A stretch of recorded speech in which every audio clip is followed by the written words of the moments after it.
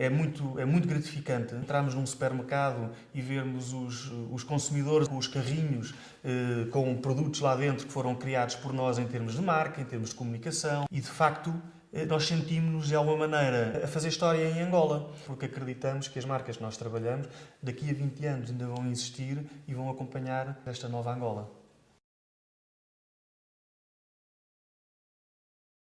A BAR é uma agência criativa e o nome nasce das iniciais dos três sócios que fundaram a BAR, que é o B do Bom Tempo, o A do Anaori e o R de Ralha, que sou eu. E BAR, não só pela feliz coincidência, digamos, da junção das iniciais dos três sócios, como também nós acreditamos que, sendo o nosso negócio criatividade, os bares sempre tiveram associados a criatividade e a momentos de tertúlia. A BAR surge em 2009 em Lisboa, com um cliente angolano, e a BAR Angola nasce naturalmente pela necessidade de um maior acompanhamento desse nosso cliente angolano.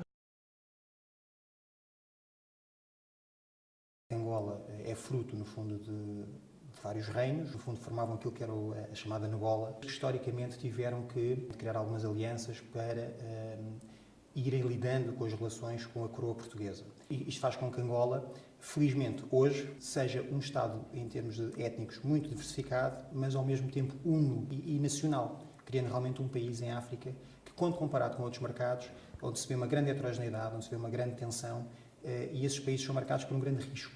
Angola, felizmente, não tem sido assim, não se antevê que seja assim. Do ponto de vista económico em si, não nos esqueçamos que Angola, desde o pós-guerra, portanto estamos a falar dos anos 2002, tem tido uma necessidade de consumo privado, de estabilização das pessoas, que obviamente geram necessidade de bens, necessidade de serviços, necessidade de consolidar as estruturas sociais, as estruturas físicas, as infraestruturas. Todos esses movimentos têm permitido com que as empresas possam internacionalizar para a Angola de forma muito promissora, quer dizer, e realmente com expectativas boas e positivas. As ligações históricas com Angola são naturalmente uma mais-valia para Portugal e acho que a primeira de todas é a questão da língua. Eu acho que isso ajuda imenso, facilita a uma expansão natural de Portugal para a Angola. Depois há todo um legado que os portugueses deixaram, legado esse que sente-se muito, por exemplo, ainda nas questões legislativas, na forma de negociar, nas questões comerciais. Portanto, há uma adaptação muito mais natural de um português à Angola do que eu diria, por exemplo, a China, que é um parceiro importante de Angola, mas que provavelmente terá mais dificuldades em fazer uma adaptação à Angola, não só por causa da língua, mas porque questões culturais que são completamente diferentes das nossas.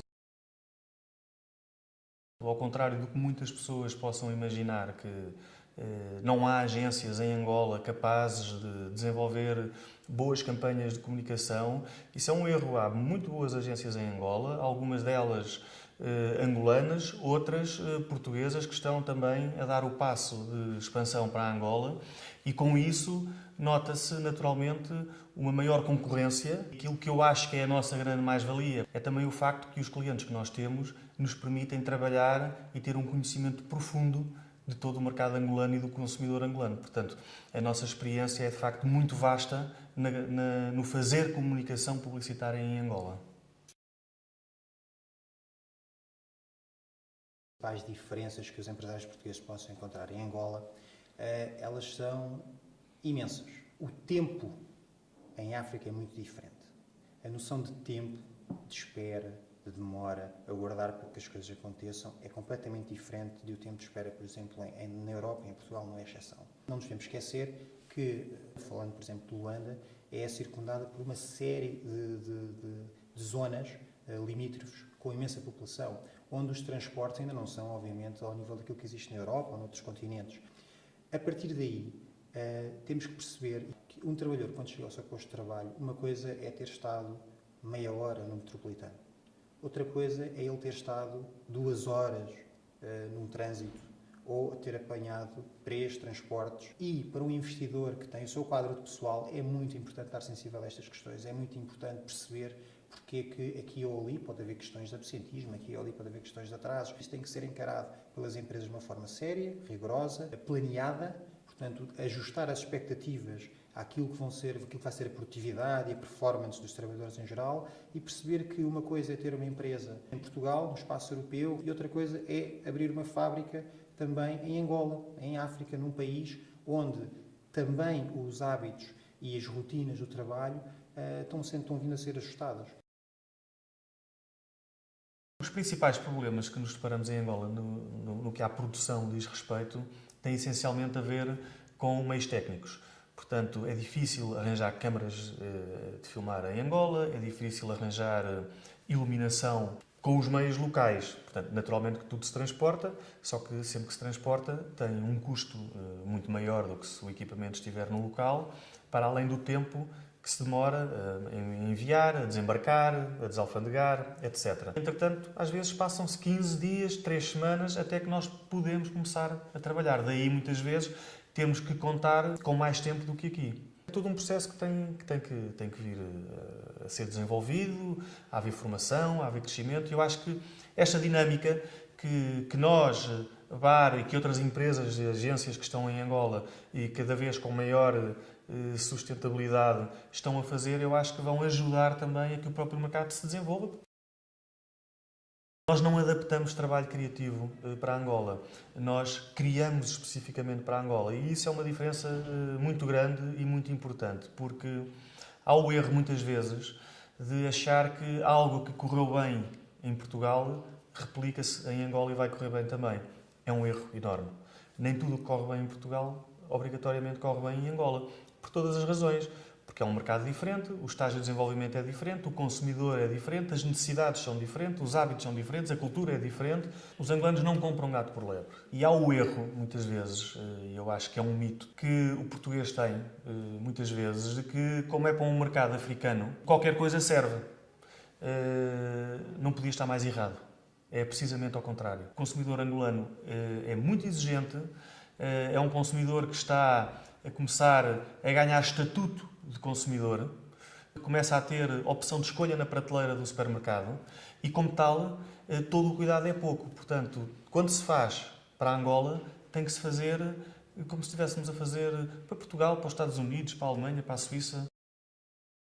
Os custos de implementação em Angola é uma realidade, é incontornável. Angola é um país, antes de mais, que está no centro da atenção do investimento internacional. Isto só por si já gera uma certa inflação.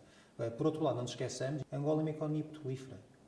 Obviamente, diversificando e tentando expandir para outros setores, mas o petróleo, enquanto indústria de grande ascendente na economia mundial, obviamente que isto também tem uma pressão de inflação nos preços. Portanto, as empresas portuguesas que se tentem implantar no país, é muito importante terem noção dos números e terem uma estimativa tanto quanto mais aproximada daquilo que vão ter que suportar.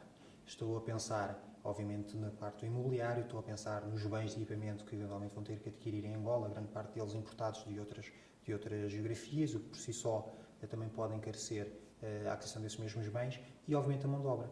Angola é uma economia onde ainda há escassez de recursos qualificados, obviamente eles estão em formação, para além de a mão de obra estrangeira qualificada que se dirige ao país, mas essa mão de obra ainda assim vai sendo escassa e significa que ela própria também fica inflacionada e torna-se realmente um custo muito importante e muito relevante quando chegamos à hora de fazer as contas de quanto custa investir em Angola.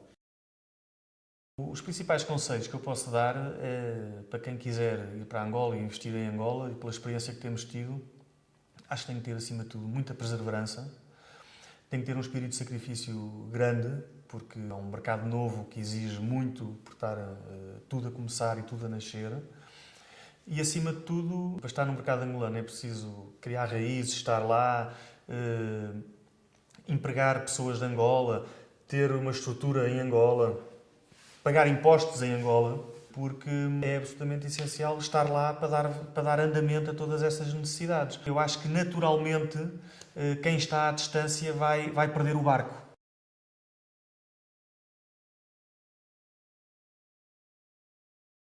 Os principais desafios do futuro da BAR Angola é consolidar a operação, naturalmente continuar a fazer bom trabalho e continuarmos-nos a orgulhar de quando vamos a um supermercado ver as nossas marcas nos carros de compras dos consumidores angolanos.